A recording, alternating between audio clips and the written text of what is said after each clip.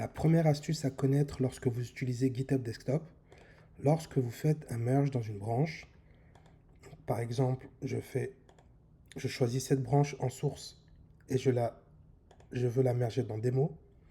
Le problème ici, c'est que GitHub Desktop effectue automatiquement le merge et vous propose immédiatement de faire un push sur la branche.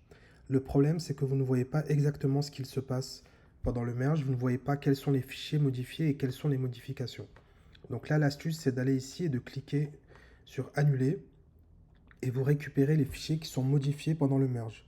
Et si vous avez plusieurs commits, vous pouvez tous les récupérer. Par exemple, ici, j'avais 2 commits, donc je peux tous les récupérer.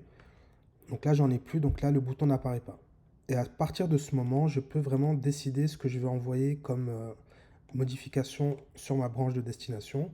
Par exemple, je peux annuler ce fichier. Et la deuxième astuce, c'est que vous pouvez sélectionner précisément les modifications que vous voulez envoyer. Par exemple, ici, je peux désélectionner ces lignes, ou alors je peux cliquer ici pour les désélectionner par groupe.